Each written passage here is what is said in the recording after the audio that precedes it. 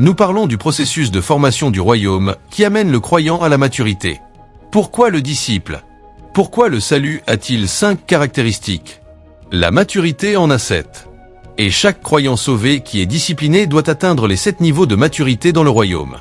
Si vous étudiez Éphésiens chapitre 4, versets 11 à 13, vous allez voir ces 7 niveaux de maturité. Paul a dit, voici ce qu'est un croyant discipliné. Numéro 1. Paul a dit qu'il a donné les uns comme apôtres, les autres comme prophètes, les autres comme évangélistes, les autres comme pasteurs et docteurs. Pour l'équipement, pour la maturité des saints. Le mot est astérisque cathartismo astérisque. Il signifie équipé de lumière et amené à la maturité. Parce qu'un croyant sauvé peut être un enfant. Et un enfant ne peut pas hériter du royaume. Vous savez, Ésaïe chapitre 9, verset 6, dit « Un enfant nous est né. Rien ne s'est passé. Il a dit « Un fils nous est donné. » Dès que la filiation a été mentionnée, il a dit « Le gouvernement reposera sur son épaule. » On ne donne pas le royaume aux enfants. Imaginez, je le dis souvent avec humour, si des enfants de 2 ou 3 ans se rassemblent par milliers et résistent au gouvernement, vous serez d'abord choqués. Qui leur a appris à faire cela? Ensuite, la réaction sera « Aidez-les vite, ils sont en danger. » Ce sont des enfants. On ne peut pas donner le royaume aux enfants. Étudiez Ésaïe chapitre 3. Quand le royaume est sur le point d'être pris, la Bible dit que les enfants deviennent vos princes. Quand les enfants sont aux commandes, même si vous leur donnez le royaume, ils le perdront. Parce que Galates chapitre 4, verset 1, dit « Aussi longtemps que l'héritier est enfant, il ne diffère en rien d'un esclave. Il est appelé héritier, mais il est enfant. Donc son statut est celui d'un serviteur. Tout enfant, ou tout croyant sauvé, doit être discipliné. Et quand vous êtes discipliné, il y a cette qualité que votre vie commande. Numéro 1. Il a dit pour le perfectionnement des saints, pour l'œuvre du ministère, pour l'édification, pour la croissance, pour la maturité du corps de Christ. Il a commencé à nous montrer les niveaux de maturité. Numéro 1. Il a dit qu'ils parviendront à l'unité de la foi. Quand une personne devient mature, elle ne voit plus la personne à côté d'elle comme quelqu'un de différent, parce qu'elle voit maintenant que nous formons tout le corps de Christ. Si vous êtes à l'église, et que vous voyez encore la personne à côté de vous, comme un noir, un blanc, un ibo, un osa, vous n'êtes pas encore mature. Vous pouvez parler de mystère, vous êtes un bébé. Vous pouvez parler en diverses langues, vous êtes un bébé. Vous pouvez ressusciter les morts, vous êtes un bébé. Et ce n'est pas moi qui parle. Paul parle dans 1 Corinthiens chapitre 1. Lisez les versets 4 à 7. Paul l'a clairement montré. Vous pouvez connaître tous les mystères, avoir toute la connaissance, parler en toutes les langues. Cela ne vous rend pas mature. Parce que si vous allez à 1 Corinthiens chapitre 3, verset 1, les mêmes personnes qui ont toute la connaissance, toute l'expression, qui connaissent tous les mystères, Paul a dit, je vous parle comme à des enfants. Parce qu'il y avait des divisions parmi eux. L'un voyait encore l'autre comme un autre. Oh, tu viens de Taraba, tu viens de Yola. Et ils en tiraient fierté. Quand nous entrons dans l'église, nous devenons un seul corps. En fait, la personne à côté de vous n'est pas seulement votre frère ou votre sœur. C'est une partie du corps dont vous faites partie. Tout comme la main et les jambes font partie du même corps. Ce serait de la folie, de la schizophrénie, que votre main gifle votre visage. Mais c'est ce que font les enfants. C'est pourquoi quelqu'un peut être offensé par une autre personne. Gardez de la rancune. Et quand vous les appelez pour régler les choses, vous voyez comment ils s'arment de leurs positions respectives. Parce qu'ils pensent qu'ils vont gagner l'argument. Imaginez si votre jambe et vos yeux se battent. C'est difficile. Ce n'est pas quelque chose qui devrait être compréhensible. Mais si nous sommes des bébés, c'est ainsi que nous vivons. Je ne dis pas que l'offense ne montera pas. Mais je dis que quand il y a un problème, vous vous approchez les uns des autres. Vous le réglez. Et vous continuez. Vous comprenez cela?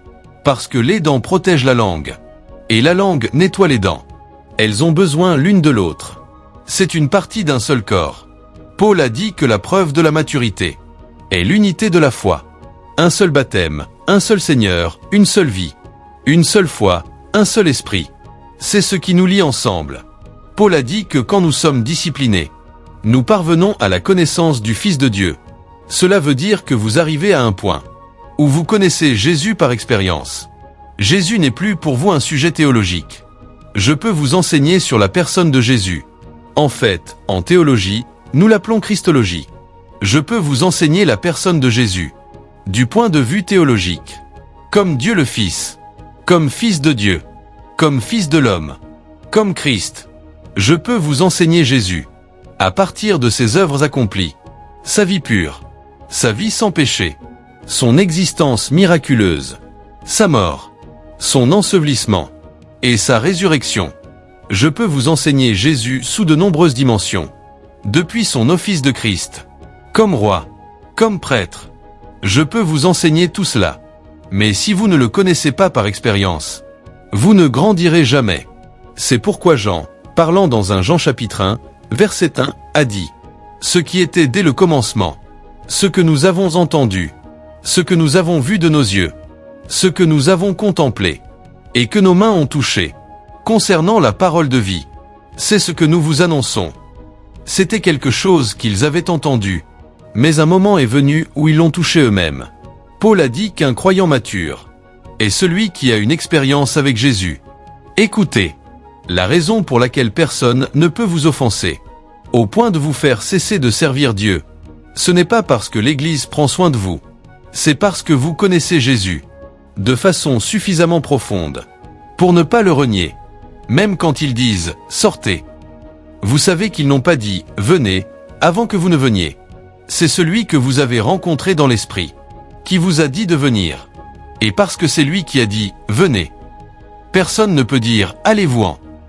Mais quand vous voyez des gens prendre certaines actions, vous savez qu'ils ne connaissent pas Jésus. Ils peuvent être des théologiens.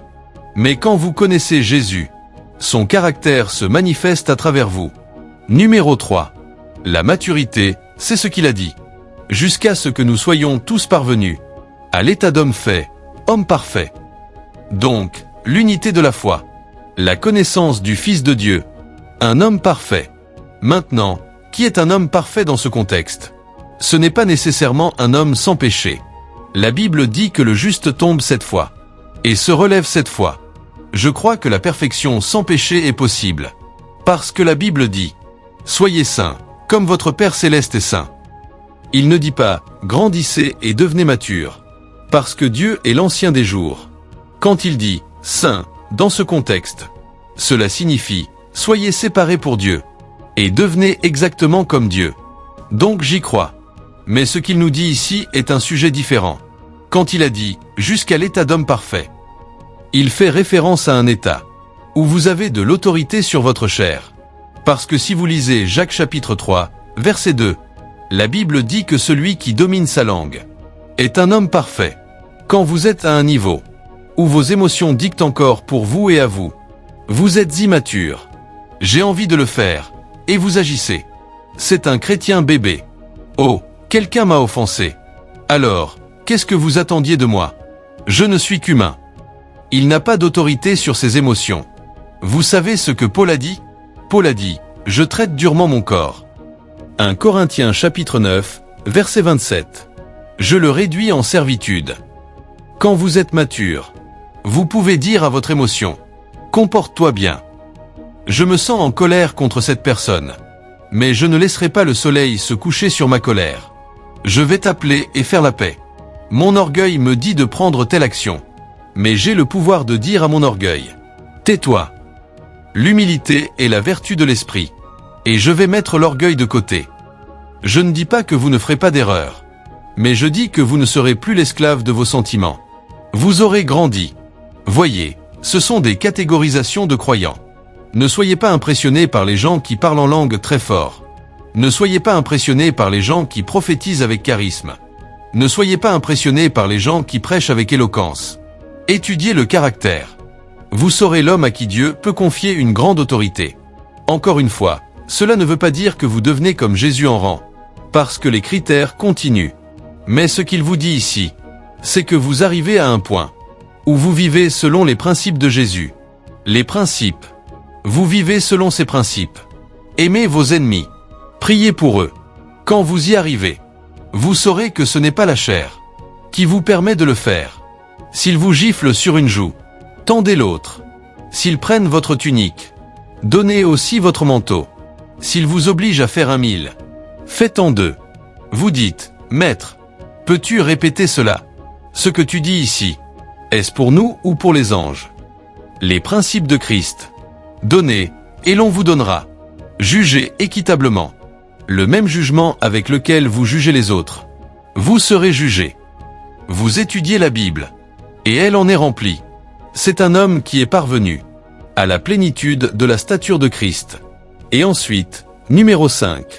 Il a dit, afin que nous ne soyons plus des enfants, flottant et emportés à tout vent de doctrine. Voyez-vous, c'est un parcours de maturité. Plus d'enfants, ballottés ça et là, et emportés par tout vent de doctrine, par la tromperie des hommes, par leur ruse, dans les moyens de séduction. Il vous dit, construire le discernement, par la révélation de la parole. Donc un homme qui est mature. Numéro 5. Connaît la parole. Et connaît l'esprit de la parole. Ce n'est pas un homme que l'on peut balloter ça et là. Ce n'est pas un homme que l'on peut tromper. Son discernement a été développé. Vous savez, je vous ai dit, quand vous commencez à faire affaire avec la parole, vous commencez par la parole écrite, le astérisque graphé astérisque. Ensuite, vous arrivez au astérisque logo astérisque, qui est l'Esprit de Dieu. Ensuite, vous arrivez au astérisque réma astérisque, qui est la voix de l'Esprit. Vous arrivez à un point où vous connaissez la parole tellement bien que, peu importe comment Satan se déguise, si vous ne pouvez pas trouver, il est écrit. Un moment viendra où, pendant que vous marchez, vous entendrez une voix derrière vous. Ce n'est pas le chemin à suivre. Le discernement a été activé par la parole. Parce que vous avez été formé par le astérisque logo astérisque, formé par le astérisque graphé astérisque, formé par le astérisque réma astérisque. Donc, si vous ne l'obtenez pas de la parole écrite, vous l'obtiendrez de l'Esprit de Christ, ou vous l'obtiendrez de la voix de Christ. Mais vous n'êtes plus quelqu'un. Vous savez, il y a quelques années, il y a eu cette mode dominante appelée baggy jean. Vous voyez des gens porter des pantalons que 3 personnes pouvaient porter. Et ils avaient des écritures pour défendre la mode. Puis, quelques années plus tard, c'est devenu le crayon. Ils ont abandonné les écritures qu'ils utilisaient et sont passés au jean crayon. Et ils ont commencé à les porter ça et là. Vous trouvez une sœur aujourd'hui. Elle attache ses cheveux. Demain, elle laisse ses cheveux ouverts. Si elle va là où l'on insiste pour attacher les cheveux, elle devient une moniale. Si elle va là où l'on dit que cela n'a pas d'importance, les cheveux se dressent. Elle n'a pas une révélation exacte de la parole pour elle-même. Vous trouvez certaines sœurs. Elles portent des jupes longues. Puis elles vont dans une autre église. Elles portent un pantalon. Et vous vous demandez, que se passe-t-il? Ce qu'elles ont, ce sont des dogmes d'église, pas des doctrines bibliques. Donc, partout où elles entendent un dogme, elles l'adoptent. Cela définit qui elles sont. Mais un moment viendra où vous irez au-delà de la tête de votre pasteur. La Bible dit que les chrétiens de Bérée étaient plus nobles que ceux de Thessalonique. Parce qu'après que Paul, le grand apôtre, eut parlé, la Bible dit qu'il allèrent examiner les Écritures pour voir si les choses étaient ainsi. Quand je vous parle, recevez-le avec respect, mais interrogez-le avec l'Écriture. Ne avalez pas ce que je dis goulûment. Non. Quand je dis quelque chose qui ne s'aligne pas avec l'Écriture, respectueusement, homme de Dieu, vous avez dit ceci. Qu'en est-il de ce verset? Qu'en est-il de ce verset-là? Nous devrions avoir un endroit où nous pouvons parler. Savez-vous que c'est Paul qui félicitait l'église de Bérée? Le type n'était pas déçu. Donc, regardez, capturez ceci. C'est la pensée de Paul. Après que j'ai parlé, ces gens sont allés vérifier les Écritures. Même Jésus a dit, sondez les Écritures, car ce sont elles qui rendent témoignage de moi. Donc, si je parle par Christ, si vous allez à la Bible, vous ne devriez rien trouver de différent. Gloire à Dieu.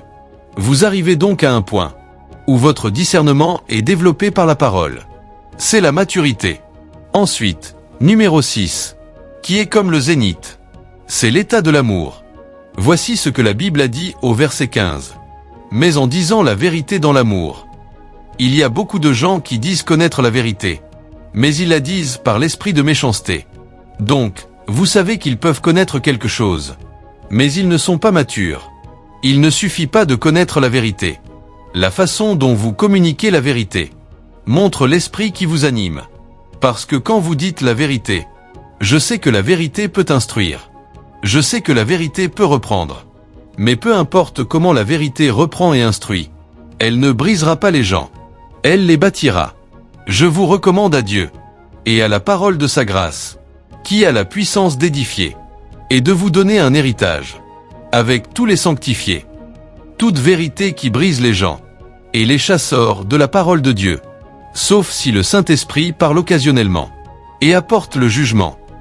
Si c'est le mode de vie de quelqu'un, sachez que quelque chose ne va pas dans son cœur, parce qu'il y a des gens qui expriment leur amertume à travers la parole. Quand ils grandissaient, ils ont été molestés, ils ont été abusés, ils ont été accusés, ils ont été attaqués. Et maintenant qu'ils ont l'opportunité de ce trône, Dieu, si vous venez sous eux, ils vous piqueront avec le venin d'un scorpion. Il y a d'autres personnes qui ont souffert d'insécurité à cause de l'oppression qu'elles ont subie en grandissant. Maintenant qu'elles sont là, tout le monde doit être manipulé pour devenir une marionnette. Sinon, ce ne sont pas des disciples. Donc, vous savez que quelque chose ne va pas. Il y en a d'autres chez qui c'est de l'amertume. Tout ce qu'ils disent corrompt littéralement l'âme. Vous les écoutez, et vous ne savez pas quand vous commencez à médire, quand vous commencez à calomnier, quand vous commencez à garder de la rancune. Vérifiez votre développement dans l'esprit. Paul a dit, « Quand je donnerai mon corps à brûler, si je n'ai pas l'amour, cela ne me sert de rien. Je suis comme un airain qui résonne. » Vous devez donc grandir dans l'amour. Et je ne dis pas que l'amour accommode l'iniquité. Je ne dis pas que l'amour est une approbation de l'erreur. Je dis que l'amour dit la vérité. Mais la vérité est dite dans l'amour, afin que celui qui la reçoit soit à la fois convaincu, qu'il se repente, qu'il soit restauré, et qu'il soit édifié. Gloire à Dieu. La raison pour laquelle n'importe qui pouvait se lever dans l'Église primitive et prendre le relais, c'est parce que tous avaient été enseignés dans l'amour.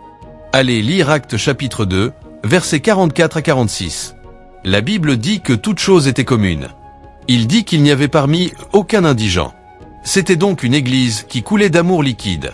Dans ce genre d'église, prenez n'importe qui au hasard.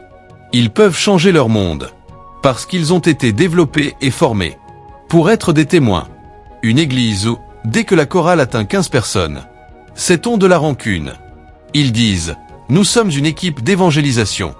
Nous sommes une équipe d'évangélisation. Pourtant, l'équipe d'évangélisation médit les uns sur les autres. Celui-ci ment contre celui-là. Celui-ci parle. Celui-ci calomnie partout. C'est cela, l'équipe d'évangélisation.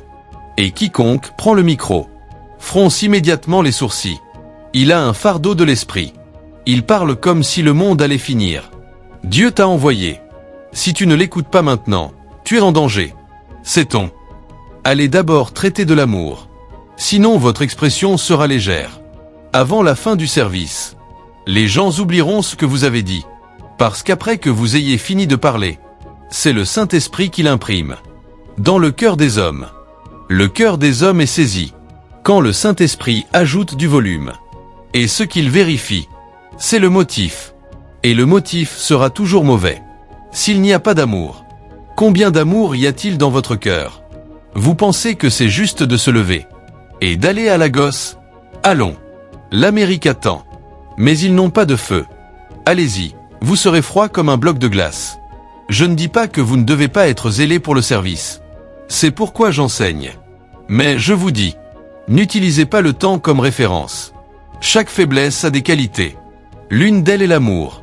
Vous ne pouvez pas montrer de l'amour à votre voisin. Vous ne pouvez pas montrer de l'amour à votre colocataire. Mais vous dites, nous sommes la lumière que ce monde attend. Cette lumière-là est ténèbres. À ceux-ci tous connaîtront que vous êtes mes disciples, si vous avez de l'amour les uns pour les autres. Il a dit, en disant la vérité dans l'amour, nous croîtrons à tous égards, en celui qui est le chef, Christ. Il est donc possible d'être comme Jésus en toutes choses. Nous sommes tous sur ce chemin. On l'appelle des croyants disciplinés. Ensuite, le troisième niveau est ce que nous appelons les croyants commissionnés. Commissionnés.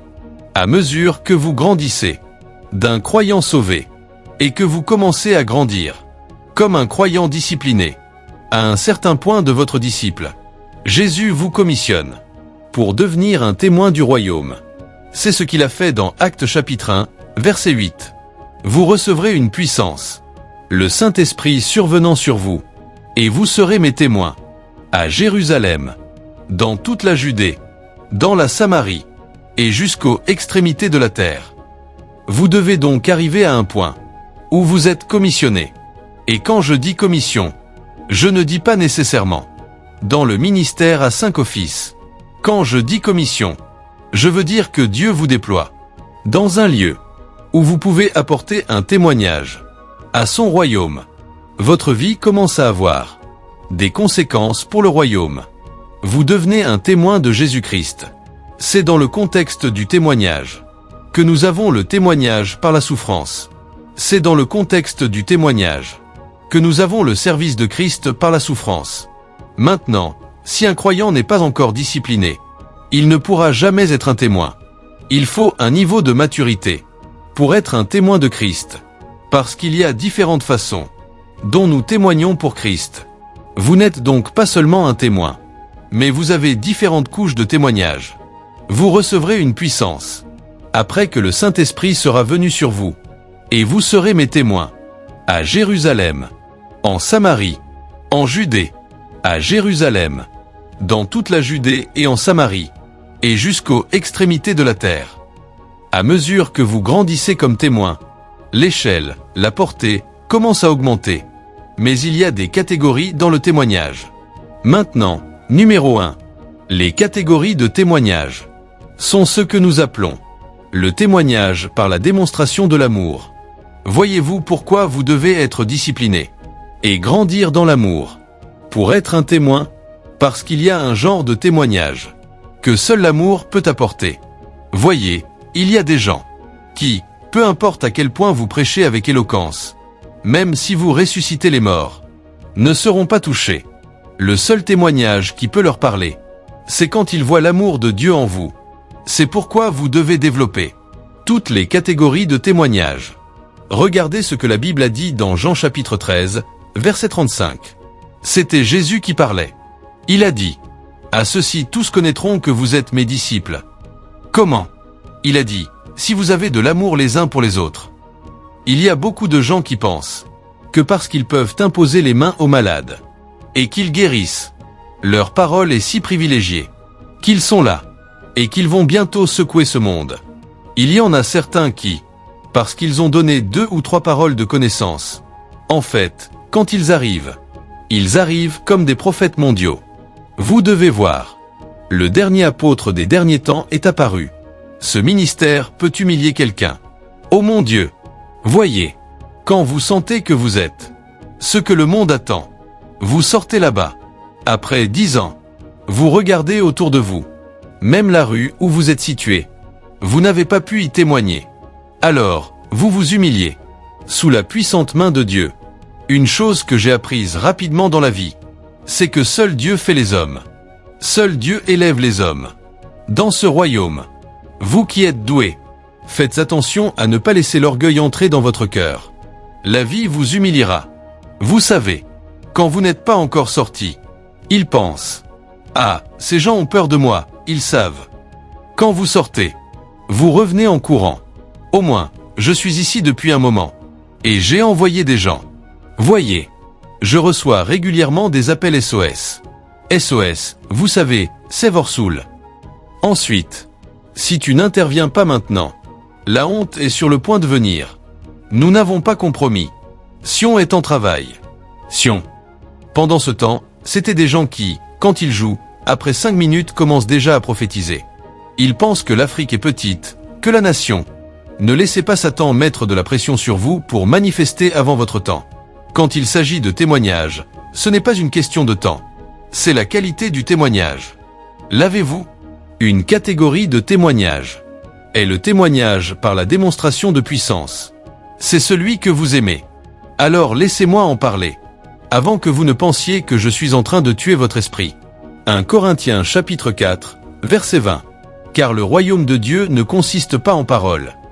Voyez un autre problème. Quand on parle de choses comme cela, certains regardent déjà les autres. Qu'ils l'entendent. Vous êtes le premier concerné.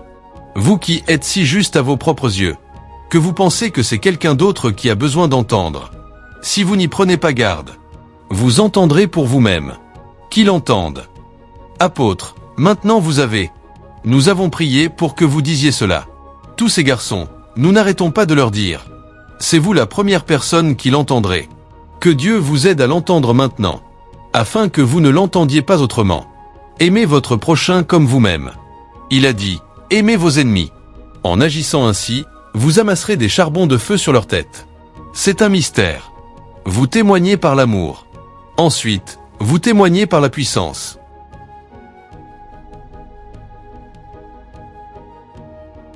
Le royaume de Dieu ne consiste pas en paroles. 1 Corinthiens chapitre 4, verset 20. Il consiste en la démonstration de puissance. Voyez, il y a des endroits où vous venez enseigner pendant 10 ans.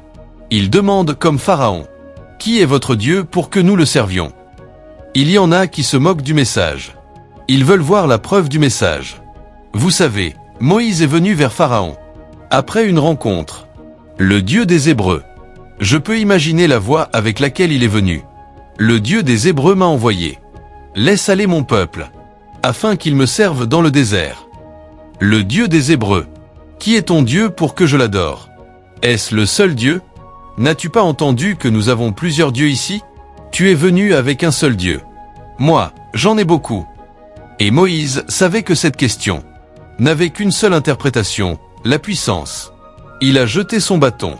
Tu veux voir mon Dieu? Laisse-moi te montrer son doigt. Et il a jeté son bâton. Ah, les sages de Pharaon ont dit. Nous connaissons aussi celui-là. Ils ont jeté les leurs. Ce n'est pas une question de savoir. Qui a une épée qui peut se transformer en serpent? Quand tous deviennent des serpents, alors le serpent définira Dieu face au serpent. Celui de Moïse a avalé non pas un, mais tous les leurs. Pharaon a compris que celui qui parlait n'était pas un homme.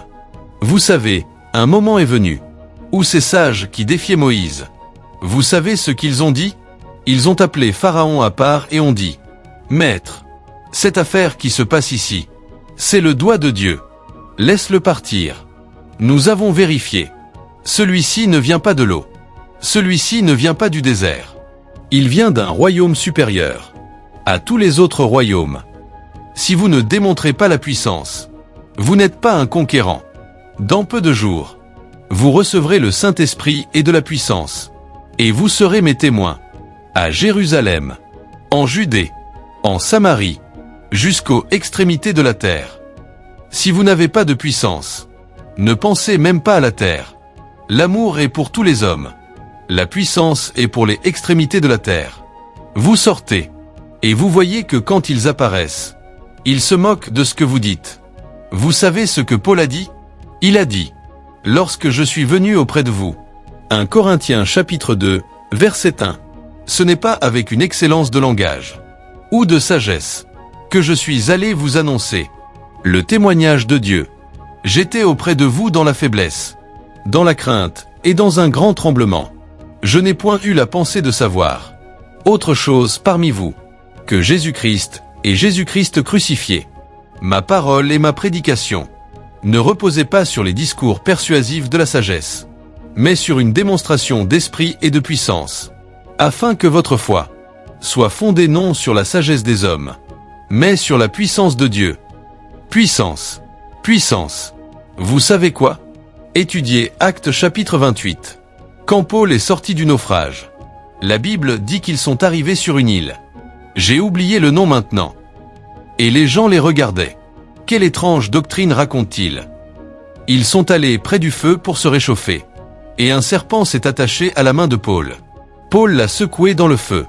Les gens l'ont regardé et ont dit, « Celui-ci doit être un homme terrible, même s'il a échappé à la mer. » La justice ne l'a pas laissé. Ils s'attendaient à ce qu'il enfle et meure. Ils ont attendu. Ils ont attendu. Ils ont attendu. Paul était comme ça. Cet homme ordinaire devrait mourir. Que s'est-il passé? Que s'est-il passé? Toute l'île a été prise. Ce n'était pas des paroles. C'était la puissance. C'est pourquoi Paul a dit, « Quand je suis venu, je ne suis pas seulement venu avec des paroles. » Ne partez pas seulement avec des paroles, frères. Partez avec de la puissance. Partez avec de la puissance. Dites à quelqu'un, partez avec de la puissance. Vous savez ce que les apôtres savaient? Ils savaient que Paul pouvait aider.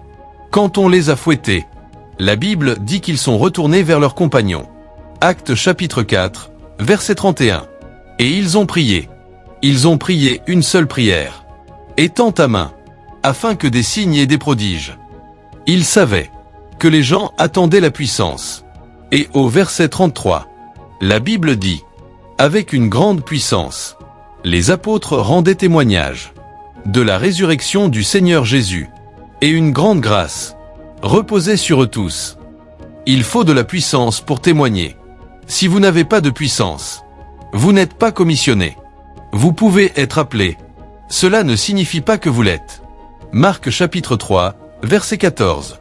Il les a appelés pour être avec lui, afin de les envoyer. Et n'attendez pas d'être vieux pour être envoyé. C'est pourquoi vous devez contendre pour la puissance. La puissance est un témoignage. Même l'Évangile est appelé la puissance de Dieu pour le salut. Vous avez besoin de puissance. Vous avez besoin de puissance. Vous savez ce que dit Actes chapitre 14, verset 3? C'était il y a longtemps. Ils séjournèrent donc assez longtemps, parlant hardiment, appuyés sur le Seigneur, qui rendait témoignage à la parole de sa grâce, et permettait qu'il se fît, par leurs mains des signes et des prodiges. Il l'a confirmé avec de la puissance. Dans Marc chapitre 16, verset 20. Et ils s'en allèrent prêcher partout. Le Seigneur travaillait avec eux, et confirmait la parole, par les signes qui l'accompagnaient. S'il vous plaît, ne soyez pas seulement des parleurs. Ce royaume n'est pas pour les conférenciers. Il est pour les porteurs de puissance. Les démons n'ont pas de temps pour vos conseils. Quand vous apparaissez, ce que vous dites, c'est « Au nom de Jésus, sors ». Seulement un commandement. Parce que là où est la parole du roi, il y a de la puissance. Et vous avez été fait roi et prêtre pour lui. C'est pourquoi vous devez porter la faiblesse de la puissance. Il y a un endroit où l'amour fonctionne. Il y a un autre endroit où, si vous aimez, on vous tuera. Donc, en plus de l'amour, apportez la puissance. Vous pouvez aimer jusqu'à la mort. Vous aimez. Ils empoisonnent votre nourriture. Donc, quand vous avez de l'amour, n'ayez pas seulement de l'amour. Ayez de la puissance. Ayez de la puissance. Quand ils empoisonnent votre nourriture, et que vous la prenez, merci Jésus. Vous la buvez. Ils attendent que vous mouriez. Vous allez mourir. Ils disent, « Monsieur, d'où venez-vous? Qui est votre Dieu ?» Parce que Jésus savait. Il a dit, « Même si vous buvez quelque chose de mortel, cela ne vous nuira en aucune manière. » Il doit y avoir de la puissance dans l'équation. Ce témoignage est ce qui vous porte jusqu'aux extrémités de la terre. Si vous voulez que tous les hommes sachent que vous êtes disciples, montrez de l'amour. Mais si vous voulez porter le royaume, je reviens juste d'Australie. Ce n'est pas l'amour qui vous emmène aussi loin. Ils peuvent être en Australie. Et vous regardez en disant, « Kai, c'est un serviteur de Dieu. » Mais pour traverser la frontière et aller jusqu'en Australie, cela, c'est de la puissance. Vous savez, certains d'entre vous font des invitations. Je peux bien prêcher, essayez-moi. Non. N'appelez personne. Certains vont à des conférences. Ils s'habillent en costume et font les sérieux. Quand ils s'assoient à côté de quelqu'un, il a l'air blanc. Bonjour, de quel pays venez-vous? Je viens du Népal. Ce pays a besoin d'un réveil maintenant. Moi, je suis un révéliste par la miséricorde de Dieu. Regardez mes vidéos. Ou ne partez pas. Pas besoin. Portez de la puissance. Portez de la puissance. Le Népal vous appellera. C'est ce qu'on appelle l'appel macédonien. Viens nous aider. Viens. Les nations vous appelleront. Il a dit, quand vous porterez de la puissance, de Jérusalem à Samarie, à Judée, jusqu'aux extrémités de la terre. La puissance est Ô mon Dieu! Les nations vous appelleront. Venez nous aider. Portez-la. Et ce n'est pas seulement pour les apôtres. Ces signes accompagneront tous ceux qui croient. Au nom de Jésus, ils chasseront les démons. Pas seulement pour les apôtres. Pas seulement pour les prophètes. Portez de la puissance. Si vous lisez votre Bible, la Bible dit « Et il retourna dans la puissance de l'Esprit, et sa renommée se répandit. » Allons-y maintenant. Vous ne pouvez pas mourir dans votre famille. Monsieur, les nations doivent vous entendre. Vous devez révéler Jésus à votre génération. Allons, frères. Les territoires doivent s'ouvrir. Venez avec le gouvernement de l'Esprit. Les essences attendent. Asseyons-nous. Parlons du témoignage de la prédication et de l'enseignement. Et ce genre d'enseignement est une déclaration hardie. Actes chapitre 4, verset 31. Ils ont prié pour qu'il leur donne de parler la parole avec hardiesse. Tout témoin n'est pas quelqu'un que l'on peut minimiser. Et il ne vient pas pour compromettre. Il vient en déclarant « Non ». Même si vous voulez le tuer. Même la mort fait partie du témoignage. En fait, bien des fois, le témoignage, s'il est authentique, devient plus fort dans la mort que de son vivant. Comment pensez-vous que l'évangile est arrivé ici? C'est par le témoignage de Matthias. Avec hardiesse. Si vous voulez être un témoin, ne vous contentez pas de connaître la parole. Communiquez-la, sans crainte ni faveur. Parce que votre secours vient de l'Éternel, qui a fait les cieux et la terre. Vous n'êtes pas allé défendre un intérêt. C'est l'intérêt du royaume de Dieu. Vous voyez Actes chapitre 14, verset 3, que j'ai déjà cité. Il dit « Ils séjournèrent longtemps, parlant hardiment dans le Seigneur. » Hardiment, hardiment. Cela montre de la conviction. Cela montre de la compréhension. Cela montre de la loyauté et de la fidélité. Quand ils vous entendent, ils doivent savoir que celui-ci ne peut pas compromettre. Ils ne devraient même pas perdre leur temps à vous demander un prix. Quelqu'un a dit, le seul prix à payer pour l'évangile, c'est votre vie. Si ce n'est pas votre vie, alors on peut vous acheter. Ne changez pas sans cesse votre message, parce que vous êtes allé dans un endroit différent. Je reviens juste d'Australie. Je criais contre le mouvement gay. J'ai dit, vous irez en enfer. Ne m'invitez plus. Au moins, je suis venu une fois. La parole restera comme un mémorial là-bas. Ils m'ont invité à une conférence de leadership. J'ai dénoncé tous les voleurs qui sont dans le leadership. À un moment, les gens avaient peur. Montrez-nous juste des principes. J'ai dit, il y a quelque chose qui gronde en moi. Les gens vous haïront, mais ils ne pourront pas nier le témoignage que vous portez. Et Dieu lui rendra témoignage. C'est pourquoi ils ne vous aiment pas. Mais vous avancez. Ils ne comprennent pas comment. Parce que quand vous déclarez la parole, et que vous la déclarez avec hardiesse, il a dit que Dieu la confirmera, avec des signes et des prodiges. Le jour de la Pentecôte, Pierre est sorti et a prêché. Aucun miracle à proprement parler. Aucun œil aveugle ouvert. Aucun ouvrage. Bien sûr, il y avait le signe des langues. Mais quand il a parlé, la Bible dit qu'ils furent touchés dans leur cœur. Actes chapitre 2, et non 4h31 ici dans le contexte. Et ils dirent, « Hommes frères, que devons-nous faire pour être sauvés? Faites cuire la parole dans la prière. Faites-la cuire dans la méditation. Avant de vous présenter, ne vous précipitez pas en 2 minutes pour copier quelque chose d'une concordance. Et lire. Vous n'êtes pas un politicien. Vous êtes un témoin. Vous et votre message devez être un. Imaginez que je vienne pendant les 15 premières minutes et que l'écran ne fonctionne pas. Je dirais, que faisons-nous? Non, monsieur. Si nous fermons le livre, le message continuera. Portez-le dans votre esprit. C'est un témoignage. Le témoignage de la prédication. Vous n'avez pas besoin d'être ordonné évêque pour prêcher. Où que vous soyez, déclarez la parole de Dieu. Et au cas où vous n'auriez aucune inspiration particulière, pour entendre de Dieu, dites, il est écrit. Même Jésus a dit à Satan, il est écrit. Priez avec, il est écrit. Ce qui est écrit. Et déclarez, il est écrit. Et voyez à quel point, il est écrit, devient puissant, comme témoignage de l'enseignement et de la prédication. Il a dit, Visitez les orphelins. Visitez les veuves. Ce qu'il dit, c'est d'étendre l'amour par un style de vie charitable. Nous ne prêchons pas seulement en parole. Nous prêchons en actes.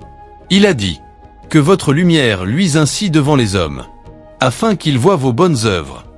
Pas seulement votre message puissant, qu'ils voient vos bonnes œuvres et glorifient votre Père. Vous verrez que vous n'aurez besoin de personne pour vous conseiller de bien vivre. Imaginez, Gary et Kii, c'est un festival de chant. C'est un festival de choses grasses. Vous qui aimez parler, si vous allez en prison, vous divorcerez de la dinde. Vous ne la verrez que dans vos rêves. Que Dieu ne vous laisse pas atterrir quelque part qui ne fait pas partie de votre destinée. Pourtant, certaines personnes y sont, qui ont été faussement accusées. C'est là que cela devient déchirant. Mais nous faisons des sorties en prison. Nous faisons des missions dans les quartiers intérieurs. Ou nous allons dans les villages. Parfois, quand vous arrivez là, ils disent « S'il vous plaît, apportez du paracétamol. » Du paracétamol. Vous ne savez pas ce qui se passe, parce que vous n'êtes pas un témoin. La prochaine fois qu'ils y iront, même si vous n'avez pas d'argent, suivez-les. Vous verrez certaines personnes. Ô Jésus, parfois, à cause du nombre, vous ne pourrez donner qu'une seule tasse de riz. Vous devez voir la façon dont ils se précipitent. Pour une seule tasse de riz, vous en pleurez presque. Et certains d'entre nous, qui ne sommes jamais fidèles à Dieu, pourquoi suis-je comme ça? Un jour, Dieu vous emmènera quelque part. Vous reformulerez la question. Votre expérience. Votre expérience. Cependant, quand vous partagez votre expérience, assurez-vous que votre expérience n'éclipse pas la gloire de Dieu et la parole. Que signifie cela? Vous partagez votre expérience pour glorifier Jésus ou pour révéler et expliquer la parole. Ne partagez pas votre expérience pour vous élever vous-même. Cela deviendrait de l'auto-justification.